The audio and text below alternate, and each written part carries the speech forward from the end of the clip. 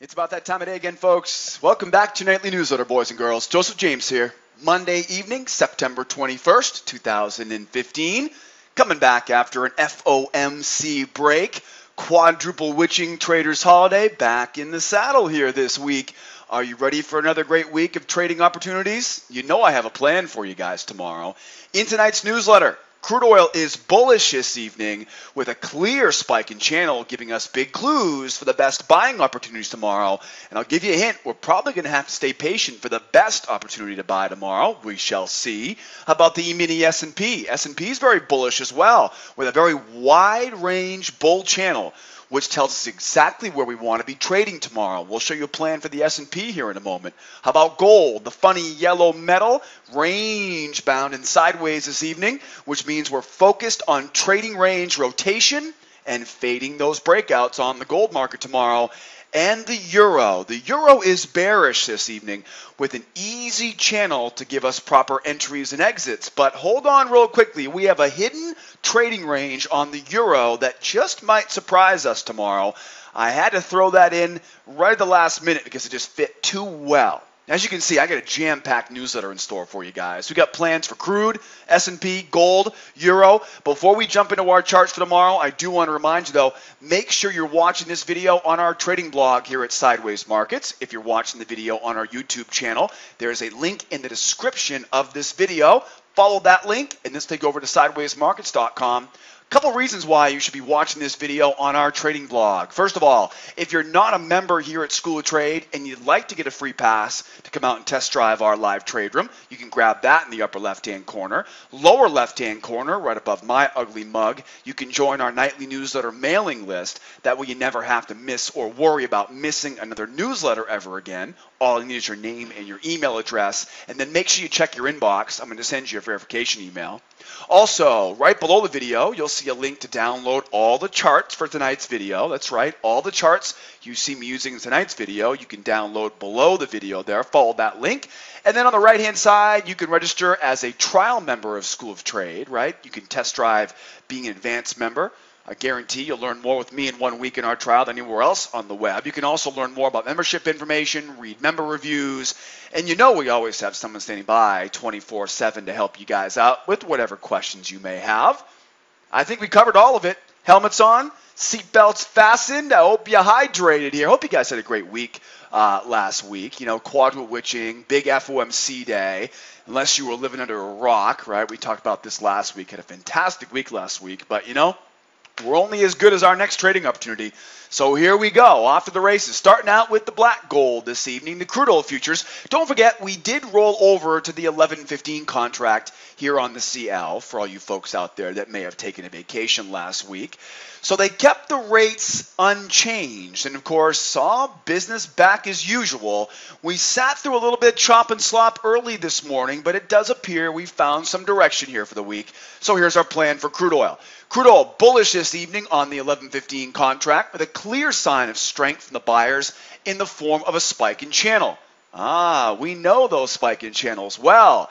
We know the best opportunities to buy this strength will come after a deep correction. I want you to remember that, deep correction. And the correction may go as low as the base of the spike in channel, right? There's your channel up. There's your spike up, and we know that that deep correction may go as low as that 45.52 before failing and giving us a chance to grab the sell side after the failure. Let's keep going. Now that we know where we're looking at here now, if the buyers can't keep that price above that 45.52, we'll then look for selling opportunities right down to the lows of that range at 45.04 and 44.59. So strength right now from these buyers. It was a very, very clear bullish trend that came out this morning. We traded it this morning as a bull flag, right? We traded a little bit faster time frame in our trade room because we're day traders, and sure enough, that bull flag gave us exactly what we'd expect. So we know we have a couple things you want to be thinking about here right now. I've got these notes in the lower left-hand corner. First of all is the bullish spike in channel. Spike up, channel up, lazy channel. We teach our spike in channel setup to all of our students inside of our advanced course here at School of Trade. And we know the best opportunities to buy with a spike in channel are going to come right when the sellers start to try to nibble to the downside. We're going to try to get that deep correction. And that's what I want you to be thinking about here for tomorrow. These spike in channels, they're going to fool you, right? They're going to make it look like this market is done going higher. But right when you start agreeing with those sellers, that's when you're going to start seeing those buyers step back in. So really what I'm looking for is I'm looking for buying opportunities after a deep correction right now. I've got this short-term trading range at 46.24 to 46.02. That'll be the first opportunity for buying. Really, though, it can go as low as that 45.52 before we even start to think about being a seller right now. So don't forget, if you're going to be selling here on crude oil, just keep in mind 45.52, we really don't give up control here from the buyers until we see a convincing close and staying below. So what I'll be looking for is as price goes lower, what's going to happen is you're going to start seeing sellers take the bait, right? You're going to start seeing sellers get involved. That's why spiking channels are so tricky for new traders, because you're going to want to sell that retracement. But you have to be aware that the base of that channel is going to be significant support. So what I'll be looking for is I'll be looking for seller failure so I can buy right into those stop losses from those sellers. Okay, so expect a deep correction. I'm either looking for seller failure in the trading range, seller failure, again, anywhere above this 45.52, and we'll keep on looking to be a buyer.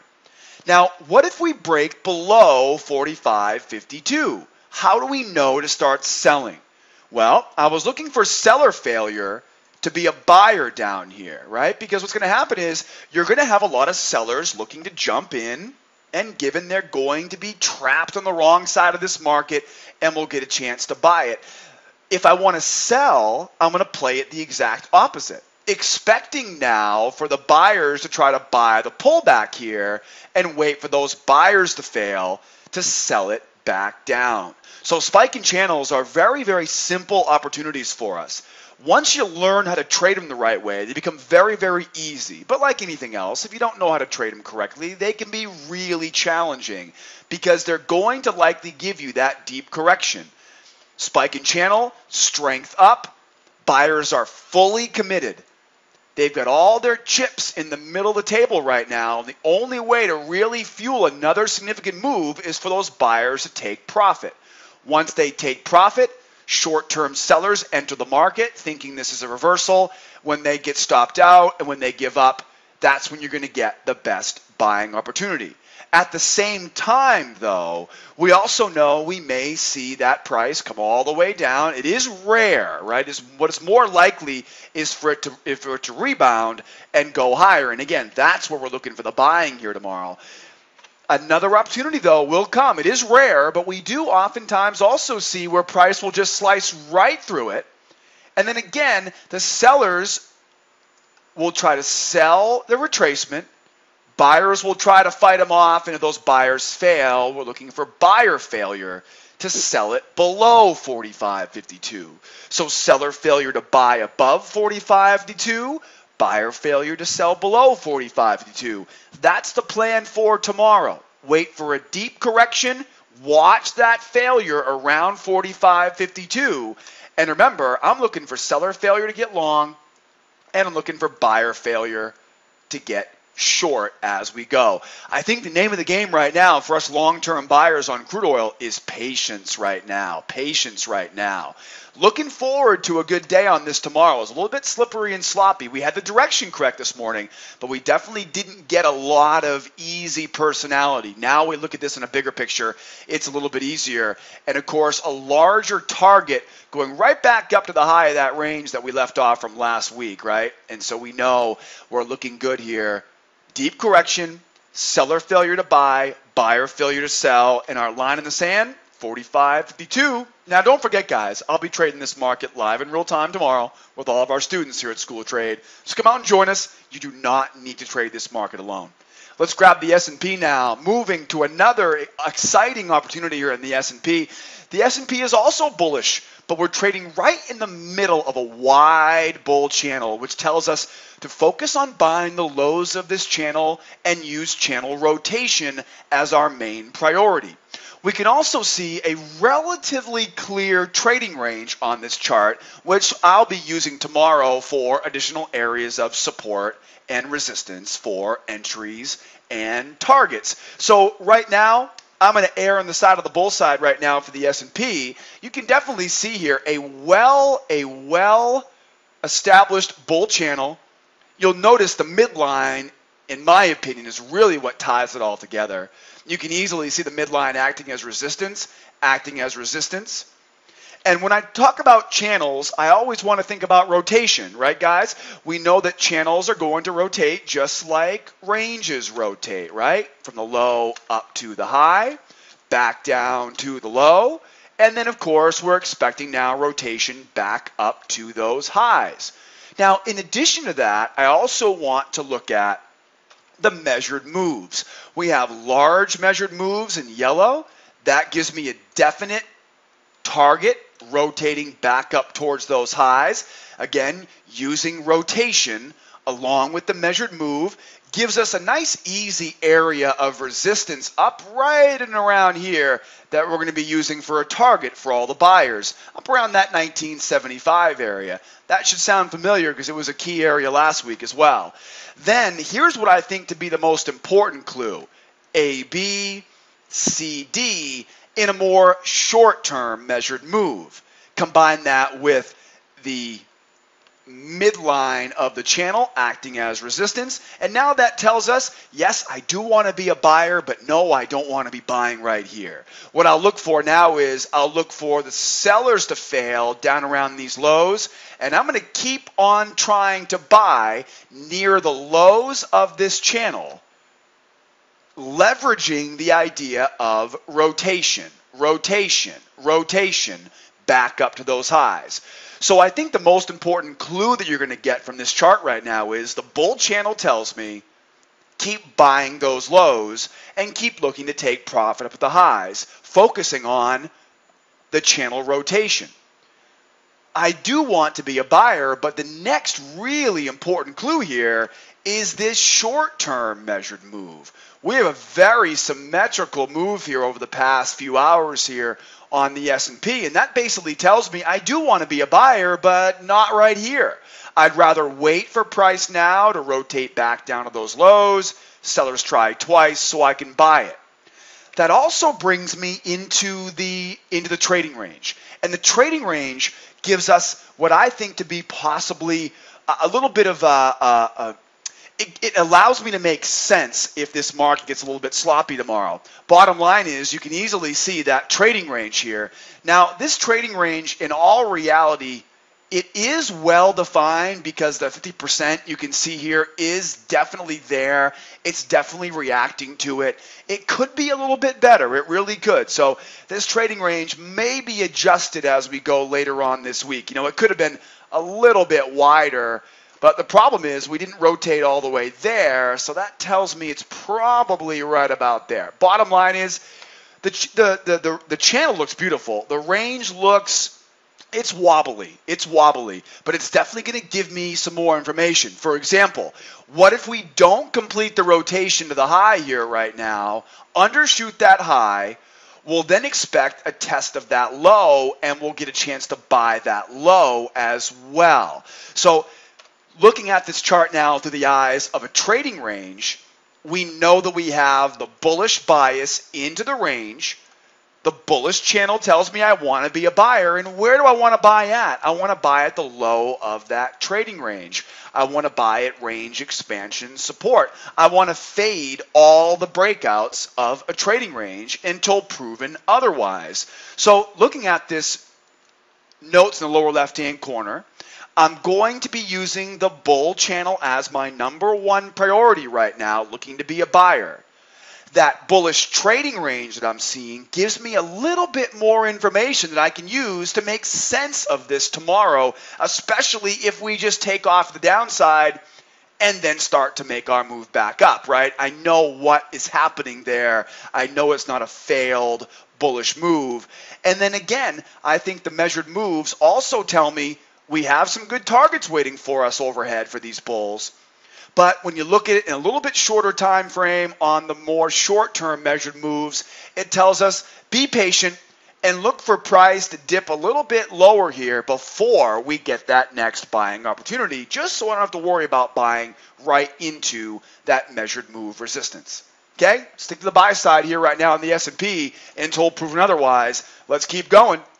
Next up here, we move from the S&P to the yellow metal, gold futures. We're trading the 12-15 contract on gold, and gold is clearly sideways with a hint of bearishness. This evening. The trading range tells us two important clues: rotation and failures. Our objective will be to trade along with the trading range rotation from low up to high, while fading all the breakouts until one side takes control. We will keep an eye on also the possible bear flag, because it may push us lower just outside this trading range, which will also give us an opportunity to buy the breakout. So let's take a look at these notes here. This is a little bit confusing, but if you look at it through the lens of a trading range, keep the trading range in your mind on this one. That's your main focus. There's my trading range, range high to range low. Remember, we're going to rotate. We're going to rotate from the high down to that low, back up to that high. So as of right now, you have to be a short-term buyer to be able to capitalize on that range rotation. Rotation back down, back up, back down. Now, with that range rotation comes the next item on our list, and that is the trading range fade. What that means is, until we see a clear, distinct break of this range, we're going to fade all the breakouts. So if we do push lower, seller failure and buy the low. As we go to the high, buyer failure, sell the high.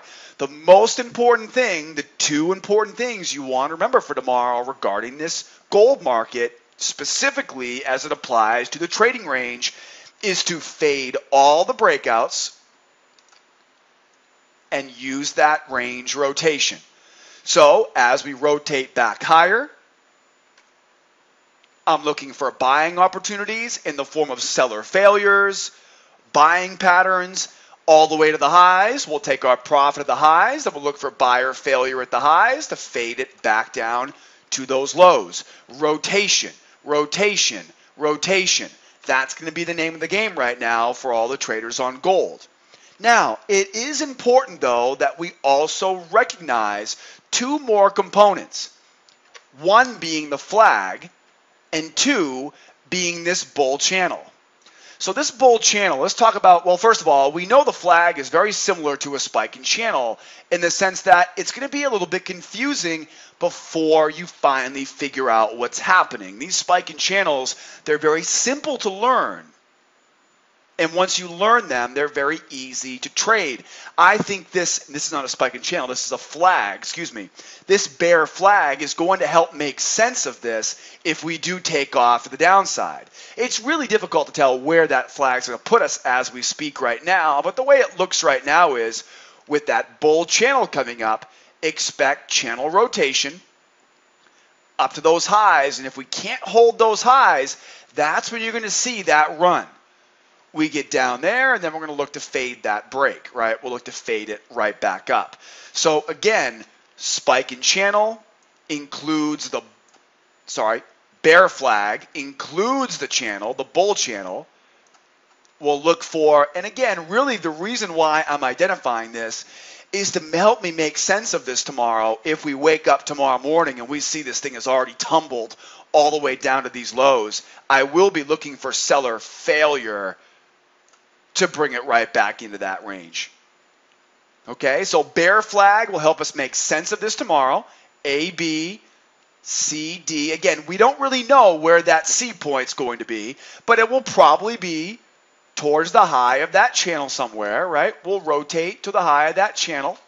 Again, I want to be a buyer on the way up to that channel high, up to that range high, seller back down, buyer back up, seller back down. Relatively simple idea there. And then last but not least is the volume profile. Okay, the volume profile is extremely balanced here. As you can see, we've got at the high and down near the low. Now what's going to happen is we are going to fill in this area here of low volume. That's what's going to happen. And how is it going to happen? Probably through rotation. Probably through rotation. So volume confirms, keep looking for rotation. The bear flag allows us to get a little bit more clarity if this thing does take off to the downside. Right now though, focus on range rotation and focus on fading those breakouts back into that range until we see something different tomorrow. I have a feeling we're going to see a lot more important clues on this gold tomorrow morning in our morning sessions. Come out and join us, and we'll take a look at that market together. And, of course, I'll have an update for you tomorrow. Now, the sneaky market of the evening, the Euro futures. Euro is clearly bearish this evening, and we can see an easy bear channel to tell us where the best entries and exits will be using channel rotation. But we also can't deny this hidden, maybe not that hidden, but this somewhat hidden range that may be staring us right in the face if we can hold off these sellers and send this price higher if the buyers have their way right at these lows. So the next few hours are really going to tell us an important story here on the Euro. Now, here, in my opinion, here are the most important clues. First of all, we come right out the gate this week, and we definitely have a bearish environment right now on the Euro, right? There is no doubt about it. That is a bearish market. This is not a range-bound market by any means. But when you look at the first few major swings of the session, and you throw in that range 50, that just looks way too well behaved not for there to be something there. Then I throw on the volume profile and look at the volume. The volume is really what gives it away. Look at the volume spikes. Volume spike there, volume spike there, volume spike there. So even though we have prices gone lower, and we do still need to keep that as the main priority, you can't deny the fact that the range 50 was so well respected there. You can see it, right? They really love that area. But the volume clearly shows it. Now, what should be here is we should be seeing a volume profile that looks something like this, right? Where the volume gets greater as that price goes lower. We're not seeing that, are we? No. What we're seeing is we're seeing this volume profile, a lot of volume here, a lot of volume there, a lot of volume there, right? So we rotate from there up to the middle, back up to the high, just like we saw on gold, except this one is really well pronounced. So priority number one is the bear channel. Priority number two is going to be this trading range. So what I'm going to be looking for tomorrow when I get back to my desk at 8 o'clock Eastern time and open up our live trade room is where are we? If we see this price continuing to rotate down, then we know this channel was not, the channel was the most important and the range was nothing more than a fantasy. But I have a little bit of a gut feeling on this, just looking at this right now. So although I will be focused on the bear side, I won't be surprised at all tomorrow if we come out and see these sellers struggling to go lower and then whoop, right back up into that trading range. And then you've got some targets waiting for you, the 25%, 50, 75, and then back up to those highs. I don't want you to try to predict the reversal, though. That is not the way professionals trade. Professional traders are going to err on the side of the trend. What I'll be looking for, though, is for a clear proof. The sellers have tried once, the sellers have tried twice, and they're unable to keep price below this, we'll call it 1200, right? We'll call it 1200 area here. There we go. Sorry about that. So, looking at this chart right now, Key components on this chart right now. Key components, bear channel rotation. I'm continuing to look for selling opportunities at the high of this channel. And even after we break this channel, I'm still going to be suspicious of the reversal until I see what? 1, 2 tries to go lower and they fail, then we'll go looking for that reversal. The trading range is secondary. The bear channel is primary.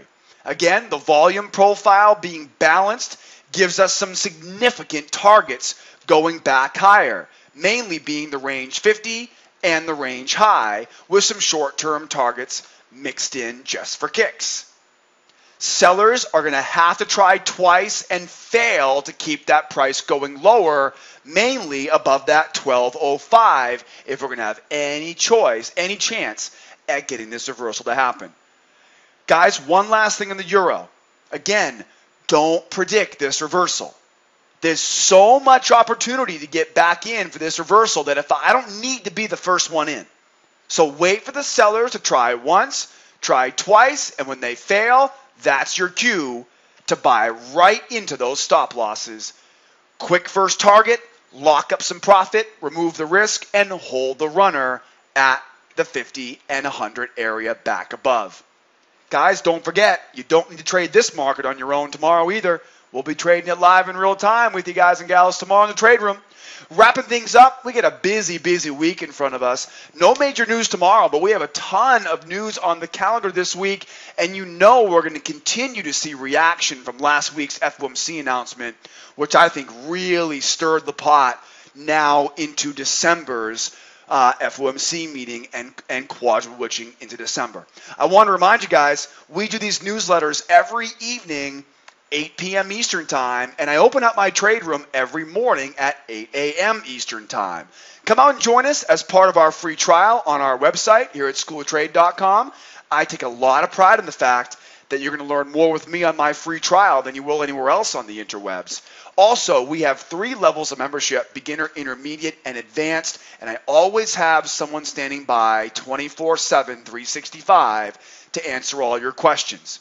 Remember, being successful as a day trader is just like being successful in anything else in this world. It's like opening a combination lock. It's not enough to know the numbers. You've got to know the sequence. And that's exactly what we teach here at School of Trade. We help new traders as well as experienced traders launch a successful long-term career in the financial markets. Guys and gals, thanks so much for being here today. Don't forget to send me some feedback below the video or jj@schooloftrade.com. Also, share with a friend, and I'll see you tomorrow. My name is Joseph once again. Be well out there. Be nice to each other. Adios, amigos. Bye-bye for now.